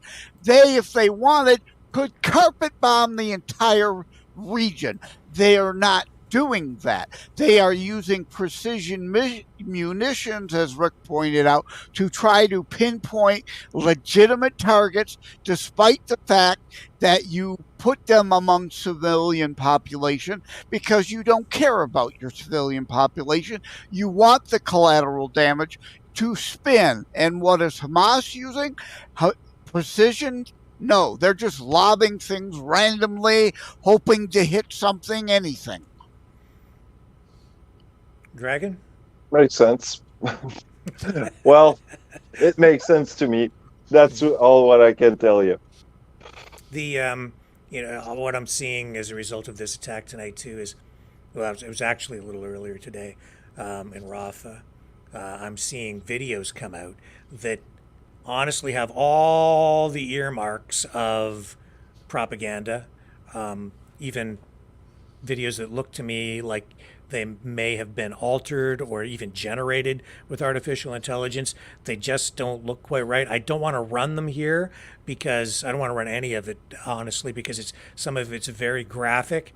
Even if it is fake, it's extremely, graphic and violent. If you want to see it, you can go find them and you can assess for yourself. But there's no question. Some of what I'm seeing is fabricated. Some of it is real. So I'm getting that. But there's a huge information war going on, and I'm seeing some of the same footage used by both sides. They just put different, posts on it with different narrative. So they're spinning the information in a different way to make you think about it one way or the other, to support one side or the other. Well, I've said it several times on your show, mainly regarding the Ukraine-Russia thing. Any and all sides engages in propaganda. There's just no ifs, ands, or buts. No one side is pure. in this.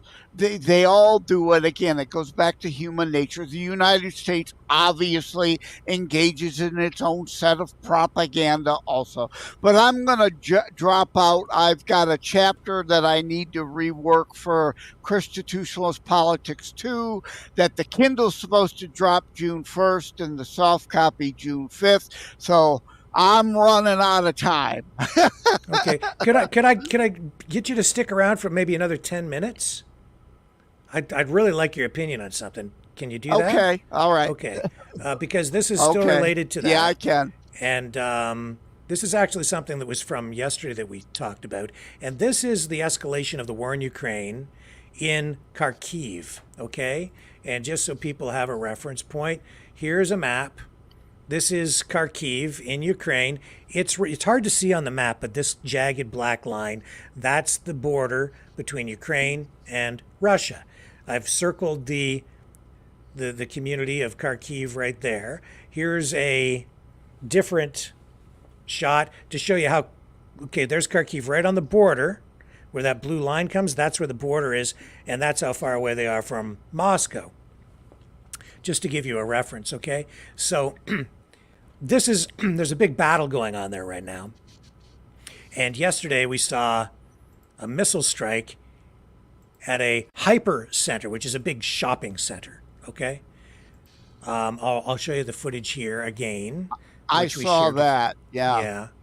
And so we're getting two different narratives out of there. And yesterday Kevin was on, and he was sharing what he knew at the time. What he wants people to think he knows.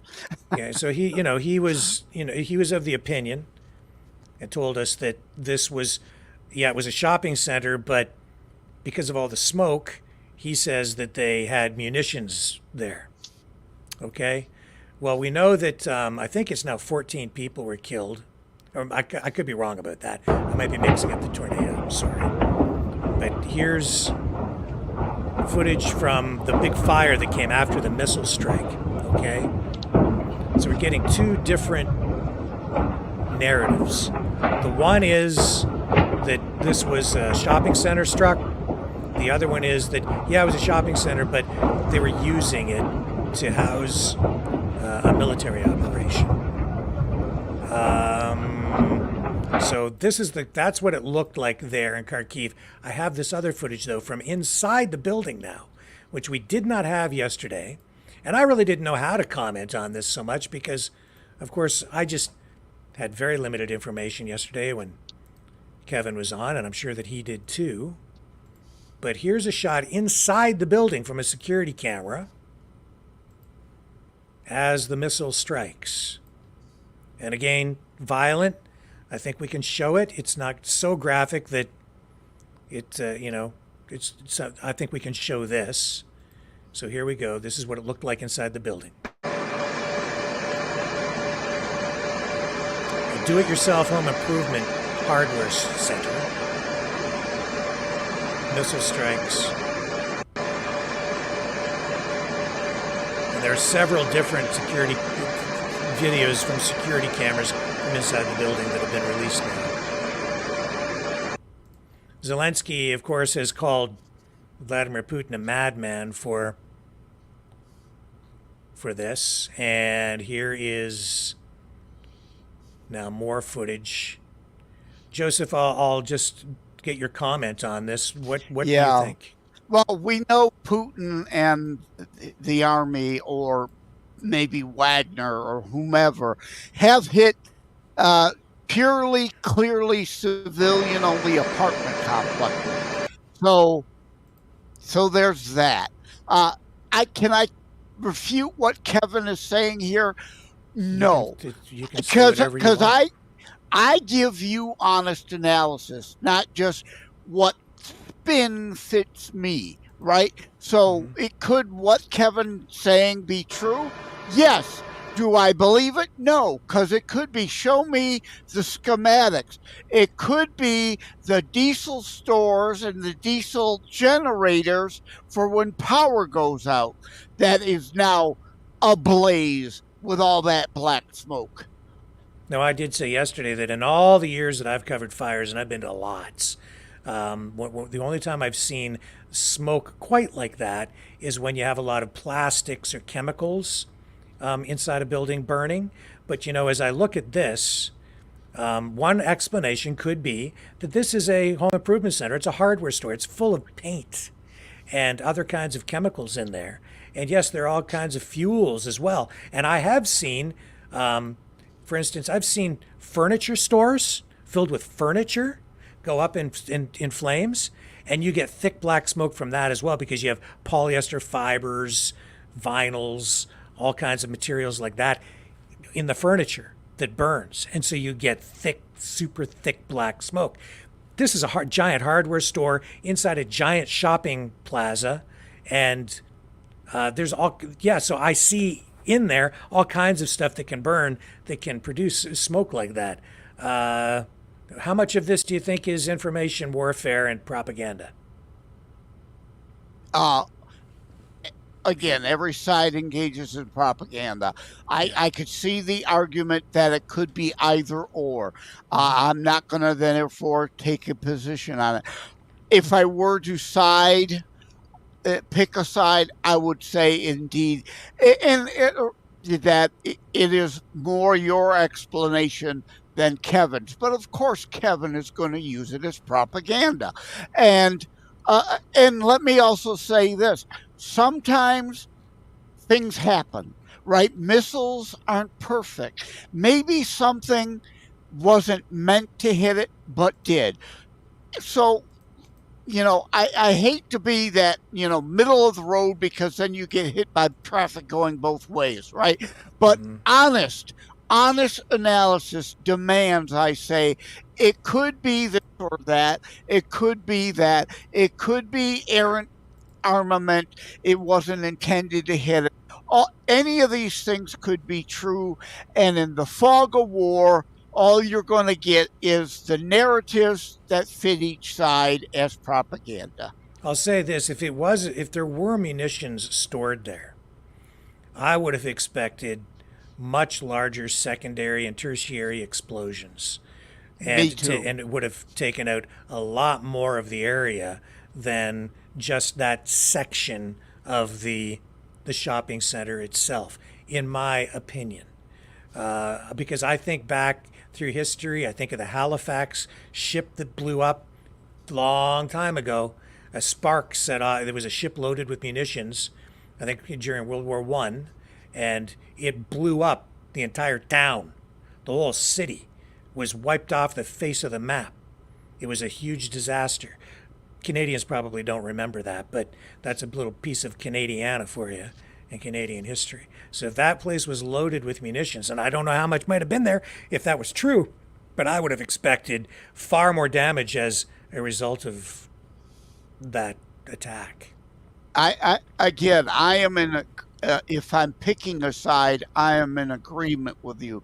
But again, just my desire to not always wear a partisan or particular hat and be a hack. I can and will acknowledge we will never know. And yeah, that's what Kevin said too. I mean, he says that often. I have to, temper everything that is being said here. Like yesterday, we had only so much information. He's doing his best. I'm doing my best. I'm doing my best tonight, and we're still surrounded by all this propaganda, information warfare. And here's Zelensky with just a video related to all of this. Let's bring him up. Oh, we're losing the internet again. Hang on a second here. Let me re-cue him. He's frozen up. Well, that's because he's all the way over there. And what the heck just happened? Looks like we've almost lost him. Maybe we did lose him. Where did Zelensky go? Back in the tank. Yeah. All right. So anyway, Well, I said okay. I'm going to drop out now. Sure. Good meeting you, Dragon. Take care. Same here, Joseph. Have a good one. Bye-bye. Have a good one. Thank you, sir. Appreciate it. And there you go. So let's take a little break here. Dragon. I'll see if I can queue up the other material that I had. We'll be right back on the other side of this. Don't go away, folks. Hello, world. Are you awake?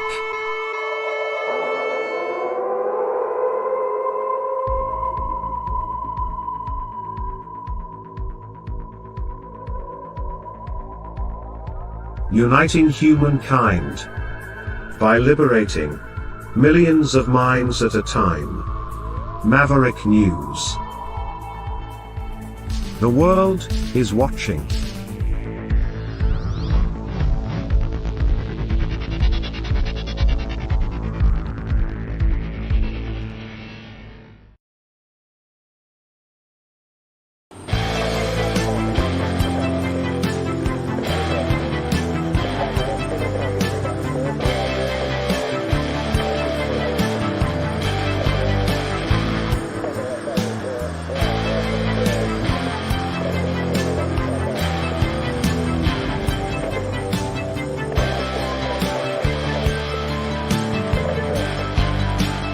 Maverick News.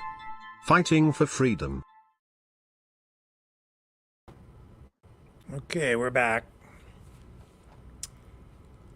So, yeah, we lost that with that clip that I was going to show you. Not a big deal. It's not really a big deal. I am still curious to know. We don't really have an answer yet on where things stand with the Libertarian nomination at the Libertarian Convention.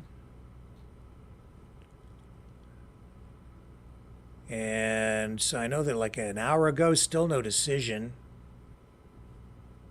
So they're still going through the process there, I guess.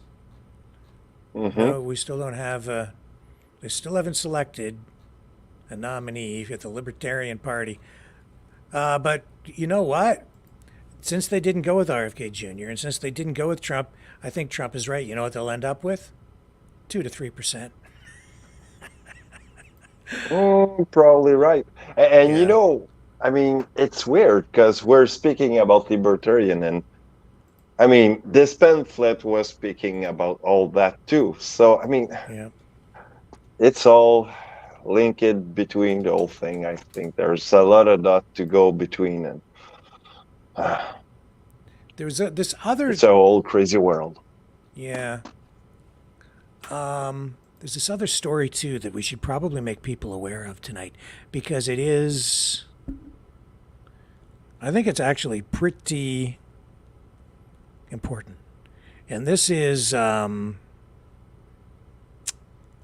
me get the clip up here for you. I hope I still have it. This is about Trudeau and the inquiry into, maybe I've lost that too. Yeah, the computer went kind of crazy here.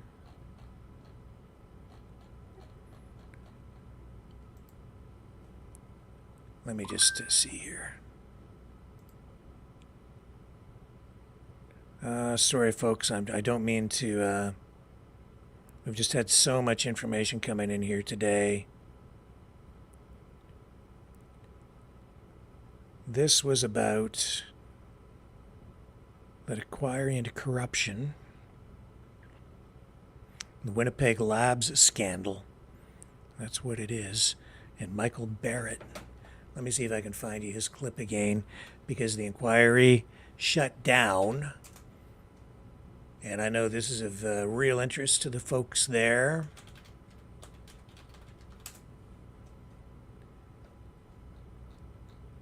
There it is here. Yeah, so that's old. I need the most up-to-date one. Sorry. Really sorry. I'll cue it up. Any other thoughts, Dragon, to tide us over here while I Get this stuff queued up. Well, to tie us up with the news, yeah, well, I will actually do some investigating on the other pamphlet and stuff, and we'll be sure to have some cracky little news, I think. That's going to be fun because we know how I like to dig into it. Yeah, so I've got the clip now of Michael Barrett talking about this. So I do apologize. I had it all queued up and then everything went sideways. Where'd we go? Here? No. This one right here. Okay. Computer's getting bogged down. And that's not the right. Too many things to click. All right. Let's just roll this and I'll shut up and let him talk. Here we go. You won't believe the latest cover-up of a cover-up from Justin. You won't believe the latest cover-up of a cover-up from Justin Trudeau's NDP Liberal coalition. Just as a new investigation is opening into Trudeau's Winnipeg lab scandal, the NDP Liberal coalition shut down a hearing with witnesses right in the room. The vote is on a motion for Mr. Fisher to adjourn the meeting. Mr. Baines. Yes. Ms. Lambropoulos. Yes.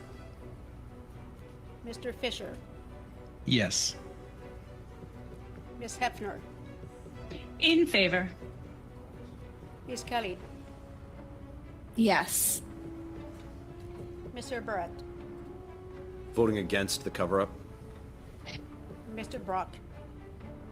Absolutely no to this ongoing and persistent. Chair, that's absolutely inappropriate. Absolutely inappropriate, Chair. We just need a simple yes or no, please. Thank you. Mr. Couric. I vote against.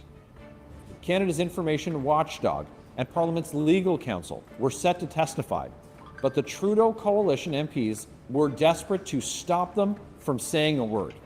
In a historic cover-up, Justin Trudeau even took the House of Commons to court to block the documents from becoming public. But the House of Commons belongs to the people, and our Parliament answers to Canadians. And you have been waiting 4 long years to get answers from Trudeau on the national security breach at Canada's most secure lab in Winnipeg, and how this happened under his watch.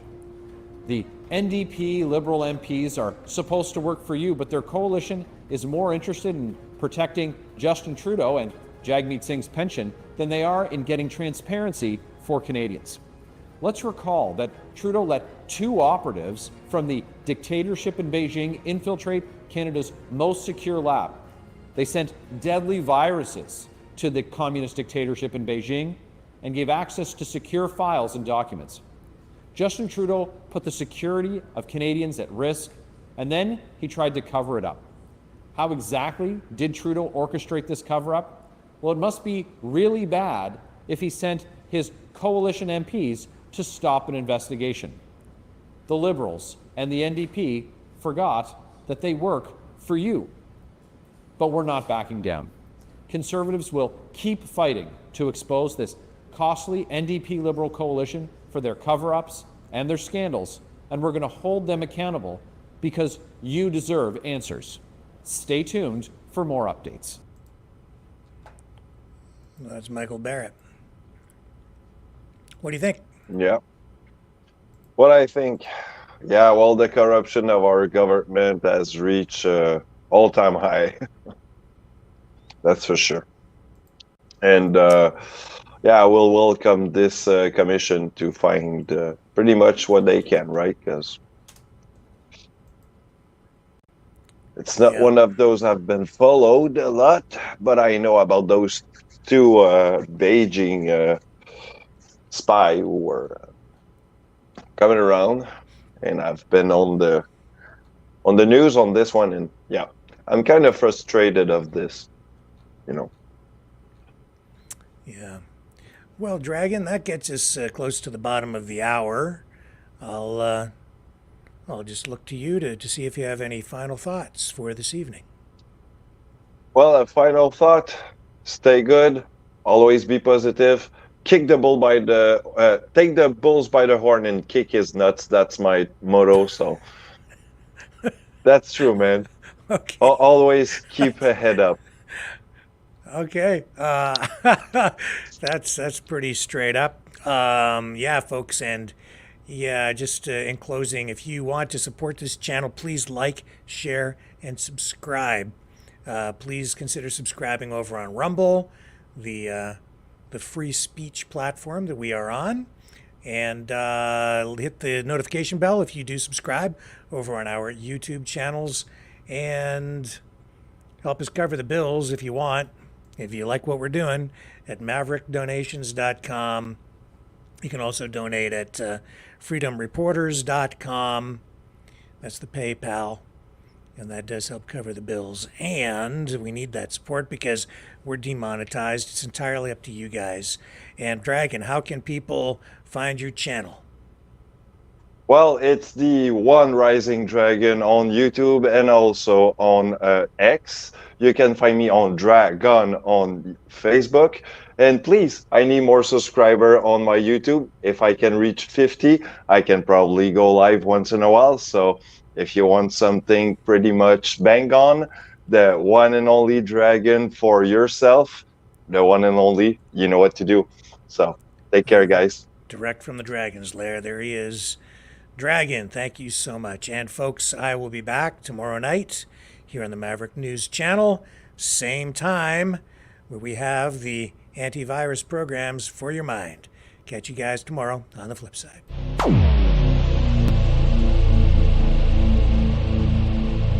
This has been a Maverick Multimedia production.